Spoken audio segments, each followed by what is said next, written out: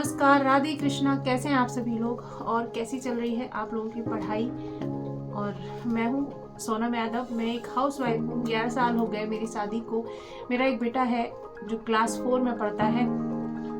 आज मैं आपके साथ बहुत एक सेंसिटिव टॉपिक पे बात करने आई हूँ, बहुत ज़्यादा, जो कि मुझे लगा कि मुझे इस टॉपिक पे आपसे बात करनी चाहिए। और मेरी एज है 31, तो मैं बहुत सारी हाउसवाइफ को जो वो एज से क्रॉस कर चुकी है, इस एज में आने वाली, उन सब से मैं बात करना चाहती हूँ। बात ये है कि आपका खराब से खराब समय भी क्यों नहीं है। आप अपने आप को जो ख़त्म करने की सोचती हैं दिमाग में कि कुछ भी नहीं है, आप बस एक ही चीज़ बची है कि मैं अपने आप को ख़त्म कर लूँ। मेरा कोई साथ नहीं दे रहा है, ससुराल वाले मुझे समझ नहीं रहे, मेरी एज 40 साल हो गई है या 35 हो गई है या 30 क्रॉस कर गई है, मुझे कोई समझता नहीं है मैं क्या करना चाहती थी और मैं कहाँ फंस गई हूँ। तो मैं उनसे कहना चाह रही हूँ कि इन जो थॉट को स्टॉप करो। अगर ये थॉट आपकी लाइफ में, आपके दिमाग में चलते रहे तो आप कभी कुछ नहीं कर पाएंगे। देखिए, सबसे बड़ी चीज़ है कि आपके पास ये शरीर है, दिमाग है, हाथ है, पैर है, बस कुछ नहीं चाहिए। चाहे हमको किसी ने छोड़ दिया हो, चाहे हमारा कोई साथ ना दे रहा हो, हम हमारे साथ हैं। हम बहुत पहले भी बहुत सारी वीडियो में, बहुत सारे ब्लॉग में बोल चुकी हूँ आपके साथ कि हम इस दुनिया में अकेले आए थे, है ना। देखिए, आज मैंने कहीं पढ़ा था, वो मैं आपके साथ शेयर करती हूँ कि कोई टॉपिक था, कौन साउथ के कोई हीरो हैं जिनके 5 से 6 बेटियां हैं, वो बेटा चाहते हैं तो कि मुझे अपना घर गर्ल्स हॉस्टल की तरह लगता है, ऐसा लिखा हुआ था। उसी में किसी ने कमेंट किया था, मुझे बड़ा अच्छा वो कमेंट लगा, वो मैं आपके साथ शेयर करती हूँ। कमेंट ये था कि बेटे की चाहत रखने वाले गांधी जी के 5 बेटे थे। आज उनके बेटों का नाम निशान नहीं है कि कहाँ है उनके बेटे, परिवार कहाँ है, कहीं नाम निशान नहीं है। नेहरू जी की एक बेटी थी, इंदिरा गांधी, उनको बच्चा बच्चा जानता है। अभी किसी भी बच्चे से पूछो इंदिरा गांधी कौन थी, बच्चा जिसने कभी नहीं देखा है, बस सुना है उनके बारे में, वो बता देगा वो कौन थी। ठीक है, तो आप एक अकेले बहुत कुछ हैं। आप क्यों हार रही हो, क्यों थक रही हो? अगर आप, देखिए मैं कह रही हूँ, क्या बुरा होगा, हारेंगे ना, फेल ही तो होंगे।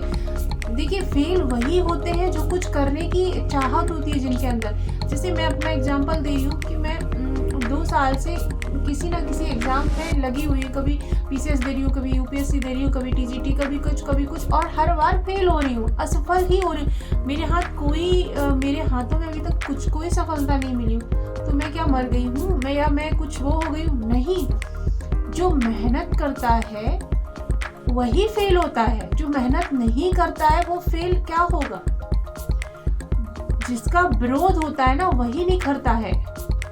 तो चारों तरफ से विरोध होने दो, बस आप अपने अंदर विश्वास ये रखना कि मैं अकेली काफी हूँ। चाहे मेरी कितनी भी एज हो गई हो, चाहे मैं कितनी भी मुसीबतों से घिर गई हूँ, मैं कभी अपने आप को खत्म नहीं करूंगी। मैं ये थॉट अपने अंदर आने ही नहीं दूंगी।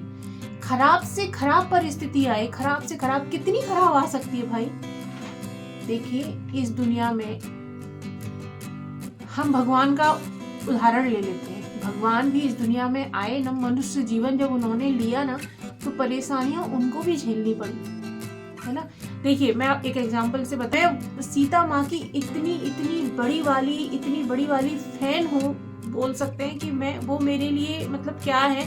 जब मैं मुसीबतों से घिरती हूँ, मैं उनका एग्जांपल लेती हूँ। देखिए, आप भी कैसे ले सकती, माना वो भगवान थी, माना वो देवी माँ थी, है ना, अभी भी शरीर के स्वरूप में नहीं है ना हमारे साथ, लेकिन उनका एग्जाम्पल क्या है कि वो प्रेग्नेंट थी और उनको जंगल में छोड़ा गया था, है ना। उन्होंने जब वो जंगल में गई और जब उनको ऋषि लेने के लिए आए अपने आश्रम में, तो उन्होंने कहा कि मैं एक साधारण महिला बन के रहना चाहती हूँ, किसी को ये पता ना चले कि मैं एक रानी हूँ। मैं अपने बच्चे को एक साधारण मनुष्य की तरह जन्म देना चाहती हूँ, उनको संस्कार देना। तो जो राम लक्ष्मण जी हैं, जो लवकुश हैं, उनका जो भी लालन पालन है वो सीता माँ ने अकेले किया है। तो एक अगर महिला चाह ले तो वो कुछ भी कर सकती है, कुछ भी। बच्चे को पालने से लेके वो हर एक काम कर सकती है। अगर सीता माँ चाह लेती कि मैं मतलब सोच लेती कि मैं प्रेग्नेंट भी हूँ, मतलब बच्चा भी है और मैं जंगल में हूँ, मैं कहाँ जाऊँ, तो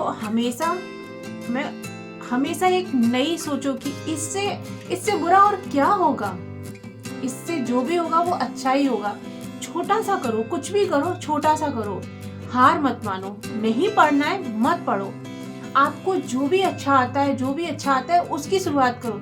यकीन मानो ठोकर खा खा कर ही हम आगे बढ़ते हैं। सोचो, जब हमने रोटी बनाना सीखा था बचपन में, हमारी मम्मी क्या बोलती थी कि रोटी बनाना सीखो, पराए घर जाओगी। तो हमको रोटी बनाना आता था? नहीं आता था ना। कैसे सीखा कि मम्मी मैंने तो ऐसे ही सीखा कि लास्ट का आटा छोड़ देती थी एक लोई और हम उसको बनाते थे। बनाते आज हम सोचते भी नहीं कि हमारी रोटी सीधी बने, और हमारी रोटी सीधी बन जाती है। कैसे?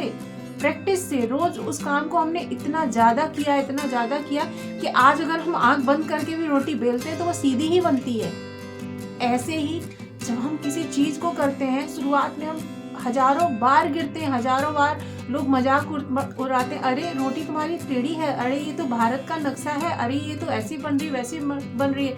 अगर हमने अपने आप को वहीं रोक दिया होता तो आज हमारी रोटी गोल होती।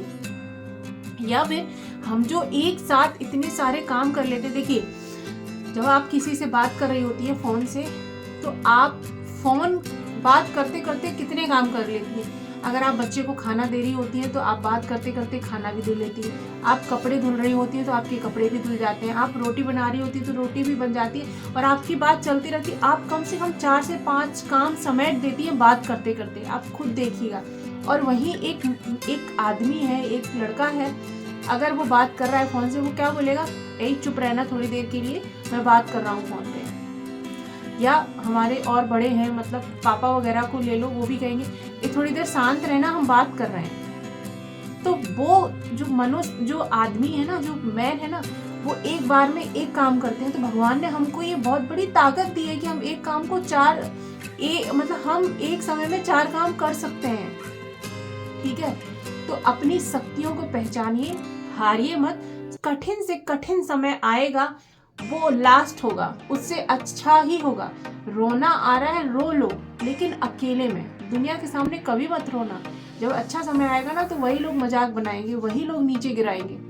तो रोना भी आता है। मुझे जब रोना आता है ना, ये कमरा गवाह है मेरा कि इसी चेयर, इसी टेबल पर मैं बैठ के खूब रोती हूँ ढंग से।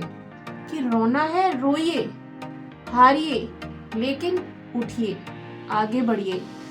जो भी करना है लाइफ में, जो सोचा है, जितनी मेहनत कर सकती है उतनी मेहनत करिए, है ना।